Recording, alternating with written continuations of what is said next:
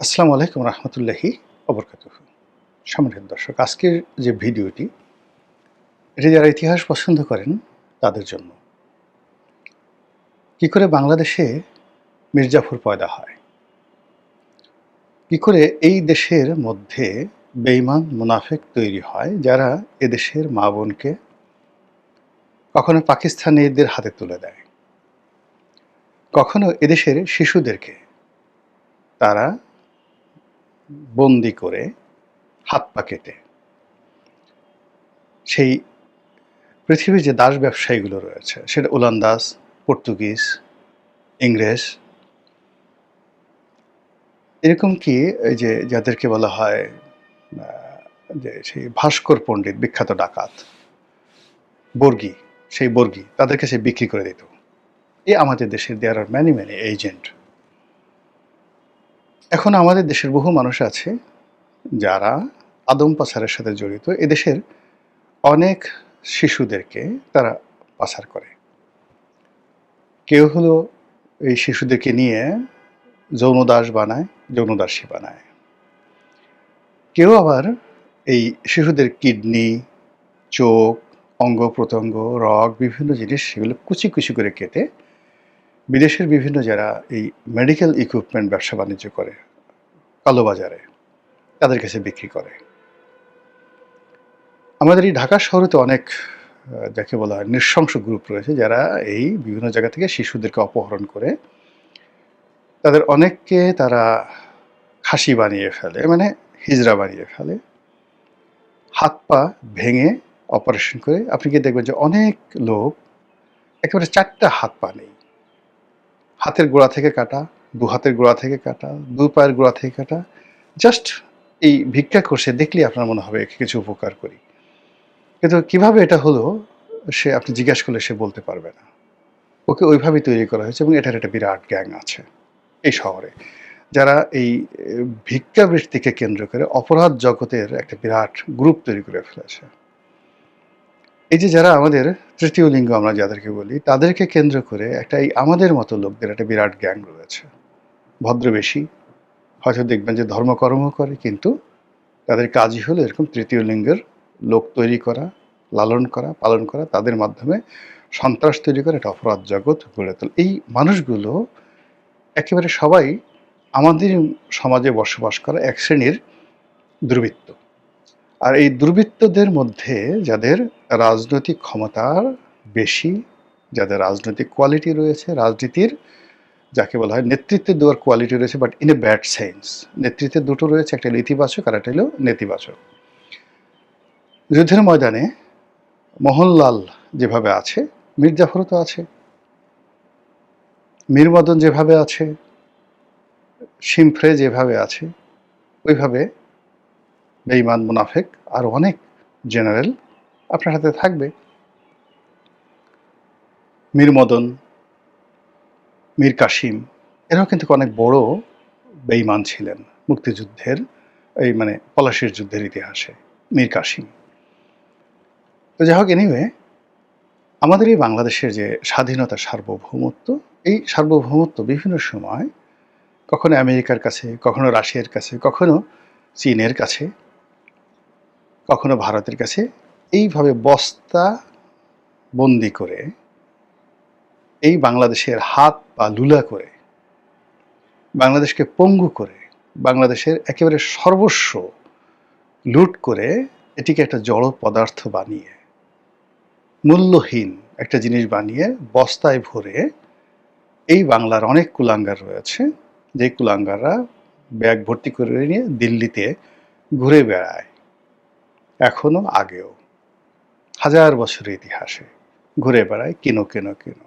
অনেকে এই যে নব্য শক্তি, এখানে দিল্লি আমাদের কাছে পুরনো শক্তি 1000 বছরের, তারপরে শক্তি হিসেবে ধরুন আসলো লন্ডন, মানে ইংল্যান্ড।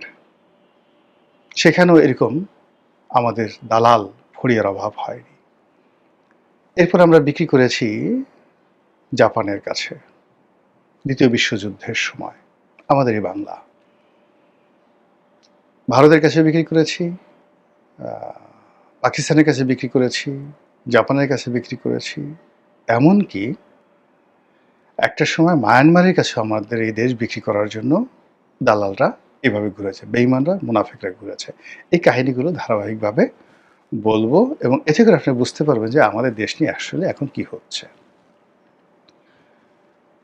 আপনি যদি আজ থেকে ১,০০০ বছর আগে ধরেন, অর্থাৎ ২০২৬ সন আর ১,০২৬ সন কেমন ছিল আমাদের এই দেশটা? আজকের যে গুজরাট, এই যে নরেন্দ্র মোদীর বাড়ি, এখানে একটা বিশাল সাম্রাজ্য গঠিত হয়েছিল দক্ষিণ ভারতে, চৌল সাম্রাজ্য। চৌল সম্রাট রাজেন্দ্র, তিনি সেই দক্ষিণ ভারত থেকে ছুটে এসেছিলেন আমাদের এই এলাকা দখল করার জন্য। এই প্রথম দক্ষিণ ভারতের কোনো সম্রাট আমাদের এই জায়গায় এলেন, অর্থাৎ এই বাংলা, বিহার, উড়িষ্যাতে এলেন। কেন এসেছিলেন জানেন? এই যে এটাকে বলা হয় আমাদের উপমহাদেশের একমাত্র পানি যুদ্ধ, পানি নিয়ে যুদ্ধ। অর্থাৎ এই যে গঙ্গার যে প্রবাহ, এই প্রবাহটাকে তিনি ফিরিয়ে দিতে চাচ্ছিলেন অন্যদিকে। তো এটাকে যদি গঙ্গার এই প্রবাহটাকে তাকে ফিরিয়ে দিতে হয়, তাহলে এই জায়গাতে রাজনৈতিক শক্তি অর্জন করা দরকার। এজন্য সেই ১,০২৪ এবং ১,০২৫ সনে তিনি এই মাঝামাঝি সময়ের মধ্যে বাংলা, বিহার, উড়িষ্যার এই অঞ্চল অধিকার করেছিলেন চোল সম্রাট রাজেন্দ্র।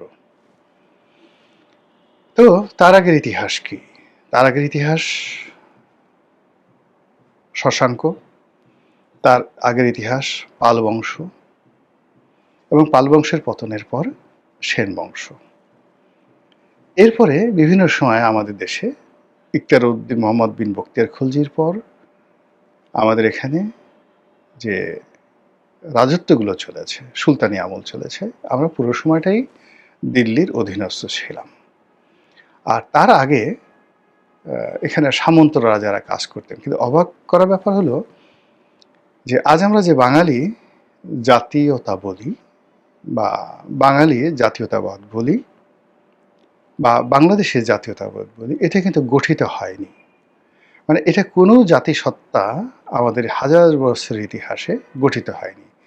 এখানে একটা গাঙ্গেয় বদ্বীপ, সেই বদ্বীপে যারা এসেছেন তারা সবাই বিভিন্ন এলাকা থেকে উদ্বাস্ত, টিকতে পারেননি। এখানে এসছেন, বন জঙ্গলে বসবাস করেছেন এবং তাদের রক্তের মধ্যে হীনমন্যতা, অসভ্যতা, চুরি, ডাকাতি, রাহাজানি এই জিনিসগুলো ছিল। যেভাবে আসছে এখানে, মানে আমাদের এই যে জনগোষ্ঠী, সেখানে আপনাকে দ্রাবিড় সংস্কৃতিতে যেতে হবে। এটাকে আপনাকে বুঝতে হলে দ্রাবিড় সংস্কৃতিতে যেতে হবে। তো সেখান থেকে আসলো, ফলে আমরা কোনো জাতি গঠন করতে পারিনি, এমনকি কোনো গোত্র গঠন করতে পারিনি। ভারতের, পাকিস্তানের বিভিন্ন এলাকাতে বড় বড় বিখ্যাত গোত্র আছে, কিন্তু আমরা কোনো জাতীয় গঠন করতে পারিনি, কোনো গোত্র গঠন করতে পারিনি, ফলে কোনো জাতীয়তাবাদও তৈরি হয়নি। এমনকি ভাষা, আমরা কোনো ভাষাও গঠন করতে পারিনি। আমাদের যে ভাষা, এই বাংলা ভাষা, এটা ধীরে ধীরে ধীরে ধীরে গড়ে উঠেছে। এটা আরাকান রাজসভাতে কবি আলাওলের জমানাতে সপ্তদশ শতাব্দীতে। এর আগ পর্যন্ত কোনো বাংলাই ছিল না।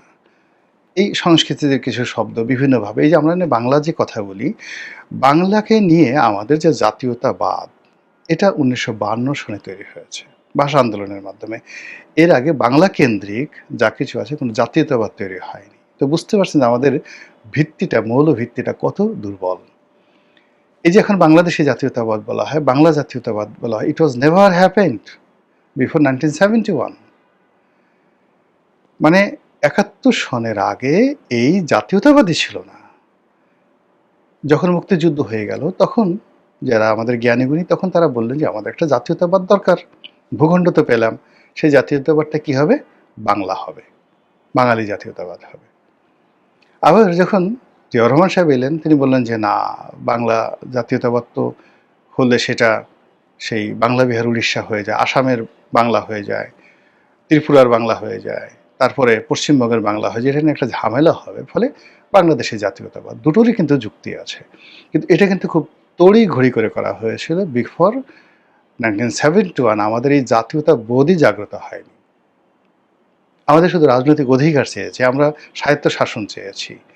কিন্তু একটা ভাষার ভিত্তিতে একটা রাষ্ট্রের ভিত্তিতে একটা জাতীয়তাবাদ, এটা যদি আপনাকে বুঝতে হয়, তাহলে আপনাকে অ্যাংলো স্যাক্সন, যেটা ইংল্যান্ডে যে জাতীয়তাবাদ গড়ে উঠেছিল, সেটা বুঝতে হবে।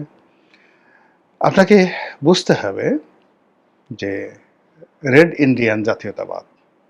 আপনাকে বুঝতে হবে প্যান আরব জাতীয়তাবাদ। আপনাকে বুঝতে হবে চৈনিক জাতীয়তাবাদ।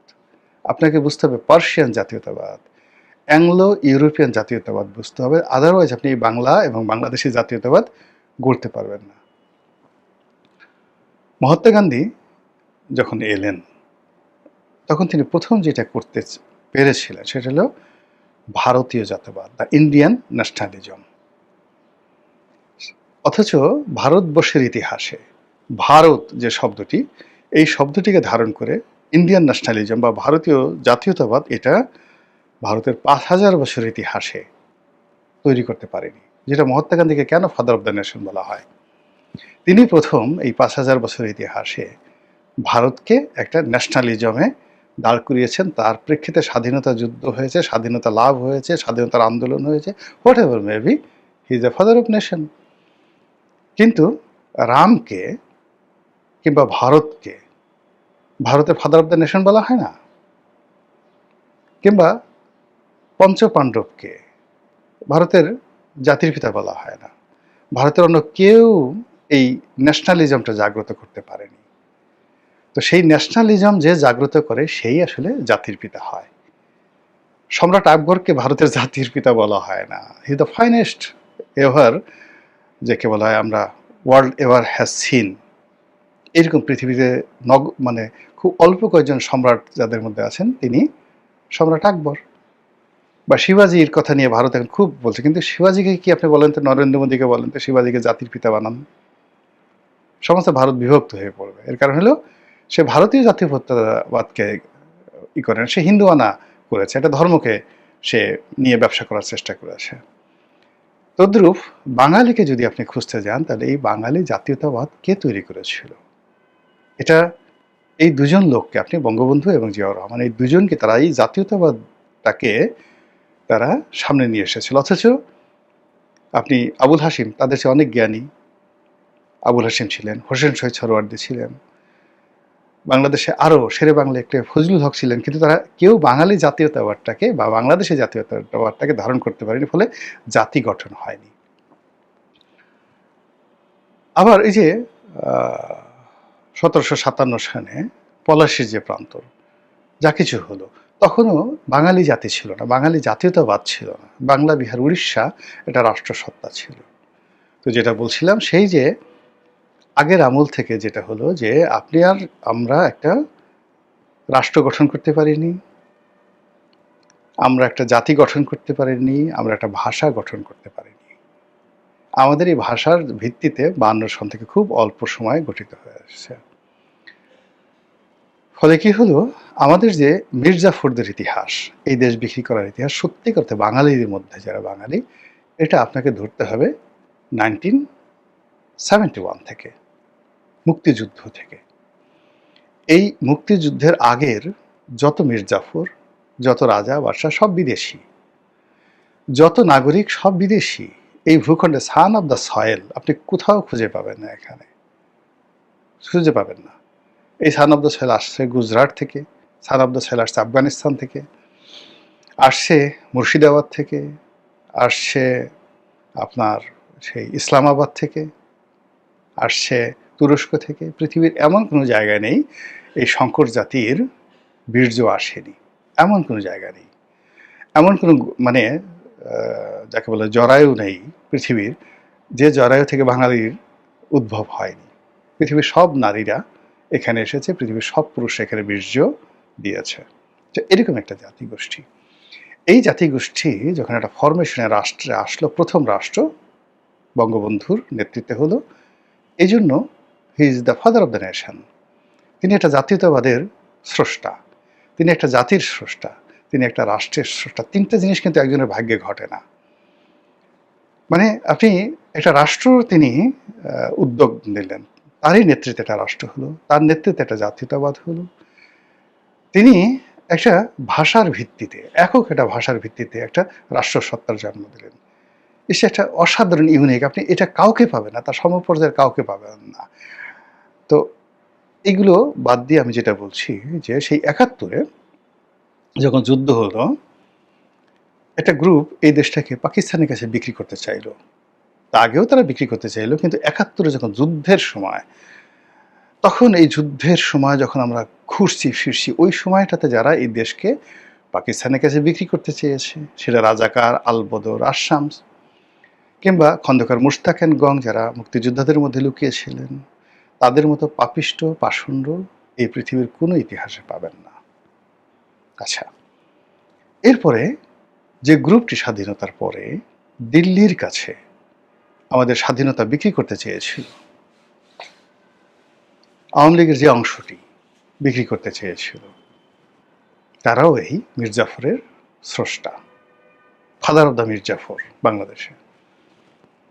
এরপরে জিয়াউর রহমানের জমানা এলো, ওই সময়টাতে একটা অংশ দেশটাকে আবার পাকিস্তানের হাতে তুলে দেবে, আবার ভারতের কাছে তুলে দেবে। কেন ভারতীয় বাহিনী আসে না, কেন পাকিস্তান এখানে থাকতে পারবে না, এগুলো নিয়ে একটা বিভেদ হলো। ফলে জাতি গঠন আর যে প্রক্রিয়াটা শুরু হয়েছিল ৭১-এর মুক্তিযুদ্ধের মাধ্যমে, সেই জাতি আর গঠন হলো না, ভাষাটাও আর গঠন হলো না, জাতীয়তাবাদও গঠন হলো না, এবং টিল নাও এখন পর্যন্ত সেইভাবেই চলছে। আমরা এখনও মনে করছি যে আমাদের আরবি শেখা দরকার, উর্দু শেখা দরকার, তারপর আমাদের ইংরেজি শেখা দরকার, ফ্রেঞ্চ শেখা দরকার, স্প্যানিশ শেখা দরকার, হিন্দি শেখা দরকার, কিন্তু বাংলাটা যে খুব ভালো করে শেখা দরকার, এটা আমাদের কেউ বলছে না।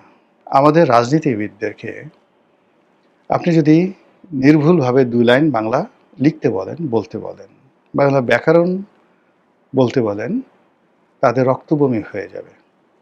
তাদের পেটের মধ্যে যদি সে ১ মাসের কোষ্ঠকাঠিন্য থাকে, তাদেরকে যদি বলা হয় যে আপনি এই তৎসম এবং তদ্ভব এই শব্দগুলো ২০ থেকে ২৫টি শব্দ লিখতে হবে এবং ১০ থেকে ১২টি বাক্য তৈরি করতে হবে, ভয়ে এবং আতঙ্কে আদারওয়াইজ আপনি ক্ষমতায় থাকতে পারবেন না, রাজনীতি করতে পারবেন না, আপনাকে গিলোটিনে মেরে ফেলা হবে এবং এটি লাইভ প্রচার করা হবে যে আপনি বাংলাদেশে রাজনীতি করেন, আপনি বাংলা ভাষা জানেন না। আপনি গিয়ে দেখবেন ভয়ে এবং আতঙ্কে তাদের পেটের মধ্যে ১ মাসের যে কোষ্ঠ জমা হয়ে আছে, সে ১ মাসের কোষ্ঠ মুহূর্তের মধ্যে সেটা ডায়রিয়া হয়ে যাবে।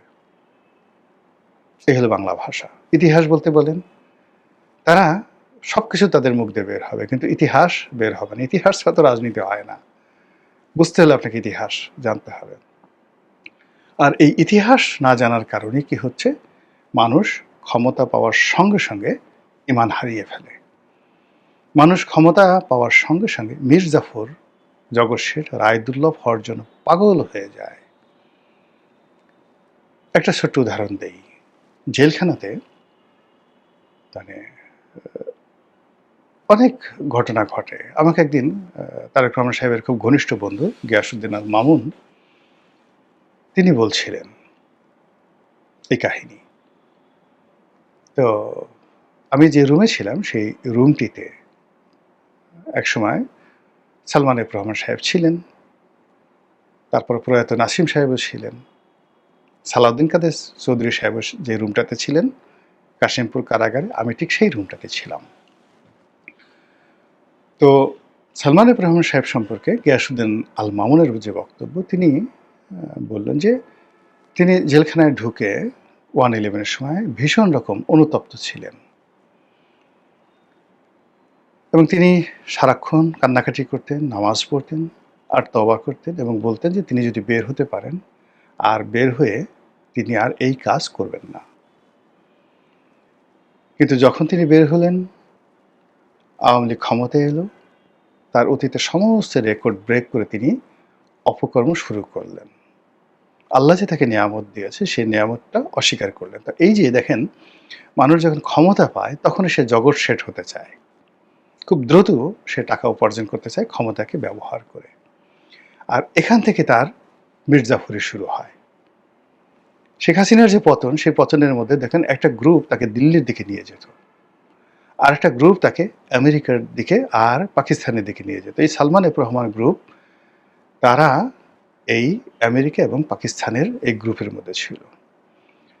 সরকারের যে সমস্ত গুরুত্বপূর্ণ যে কাজকর্মগুলো রয়েছে, সেই কাজকর্মগুলো মুহূর্তের মধ্যে শেখ হাসিনার এই মুহূর্তের যে গোপনীয় কথাবার্তা, এই যারা মার্কিন ডিপ স্টেটের এজেন্ট সরকারের মধ্যে ছিল, তারা ইসলামাবাদে পৌঁছে দিত, আইএসআইকে পৌঁছে দিত এবং আমেরিকাকে পৌঁছে দিত। এমনকি এই যে হেলিকপ্টারের শেষ মুহূর্তের ঘটনাও কিন্তু তারা জানত।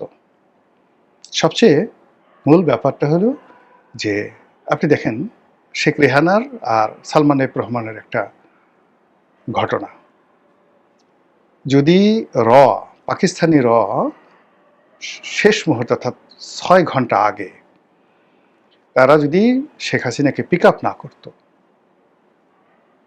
এই যে তাকে যেখান থেকে নেওয়া হবে, এই ঘটনাটা মার্কিন ডিপ স্টেটের যারা লোকজন শেখ হাসিনার মধ্যে ছিল, যারা গণভবনের নিরাপত্তা দায়িত্বে ছিল, যারা শেখ হাসিনার আশেপাশে ছিল, তাদেরকে ভারতীয় জানতে দেয়নি। যদি জানতে পারত তাহলে ওখানে শেখ হাসিনা শেখ রেহানাকে পাড়িয়ে মারত এবং তার লাশ গণভবনের সামনে ঝুলিয়ে রাখা হতো। মার্কিন ডিপ স্টেটের এই মির্জাফররা শেখ হাসিনার কাছাকাছি ছিল। ডাক্তার ইনুস বা অন্য যারা আছে তাদেরকে দোষ দিয়ে লাভ নেই, শেখ হাসিনার আশেপাশে ছিল। এবং সেটার প্রমাণ হলো যখন শেখ হাসিনা চলে গেছে, উড়ে গেছে, এই ডিপ স্টেটের এজেন্টদের অনেক কথা, অনেক বক্তব্য এখন ফাঁস হয়ে গেছে। দে ওয়ার সারপ্রাইজ, কিভাবে গেল? দে ওয়ার সারপ্রাইজ যে তাই নাকি ওখান থেকে হেলিকপ্টারে যাওয়া হবে, মানে দে ওয়ার সারপ্রাইজ। কারা কারা সারপ্রাইজ হয়েছে, কারা কারা এই ঘটনা জানছে, আপনি একটু জানলেই বুঝতে পারবেন। ওই দেশটিকে শেষ মুহূর্তে আগস্ট মাসের 5 তারিখে আমেরিকার কাছে বিক্রি করার জন্য কারা কারা ডালা হাতে ঘুরেছিল, কারা কারা সেই কাজগুলো করেছিল, এরাই মানে পলাশির যে প্রান্তরের যে মির্জাফর, সেই মির্জাফরের বংশধর, সেই মির্জাফরের কপি। এবং আগামীতে এই যে এখন যারা রাষ্ট্র ক্ষমতা পরিচালনা করছেন, এই রাষ্ট্র ক্ষমতার আগে ইউনূসের যে পতন হয়েছে, এই ইউনূসের পতন হয়েছে তার দলের মধ্যে থাকা মির্জাফর, তার কাছে কাছে থাকা কিচেন ক্যাবিনেটে থাকা মির্জাফর। আবার এখন বর্তমানে যে তারেক রহমান সাহেব আছেন, তাকেও জানতে হবে যে কি করে বঙ্গবন্ধুর ক্যাবিনেটে থেকে, কি করে জিয়াউর রহমানের ক্যাবিনেটে থেকে, এরশাদের ক্যাবিনেটে থেকে, কিচেন ক্যাবিনেটে থেকে একেবারে তাদেরকে জেলখানায় ঢুকানো, তাদেরকে মৃত্যুর আজরাইলের হাতে তুলে দেওয়া, ওই পুরো আয়োজন করে তারপরে তারা ক্ষান্ত হয়েছে। একইভাবে বর্তমান যারা আছেন তাদের মধ্য থেকে যদি তারেক রহমান সাহেব মির্জাফর চিনতে না পারেন, তাহলে অতীতের মতো তাকেও নির্মম পরিণতি ভোগ করতে হবে। আর অ্যাটলিস্ট যদি তার দেশি বিদেশি বন্ধু থাকে, শেষ মুহূর্তে 6 ঘন্টা আগে হইলেও তাকে উদ্ধার করতে পারবে। History repeat itself. ইতিহাস বারবার শুধু ঘুরে আসে, ফিরে আসে এবং এইভাবে ঘটনা ঘটতে থাকে। মহান আল্লাহ আমাদের সবাইকে হেদায়েত দান করুন এবং হেফাজত করুন। আসসালামু আলাইকুম ওয়া রাহমাতুল্লাহি ওয়া বারাকাতুহু।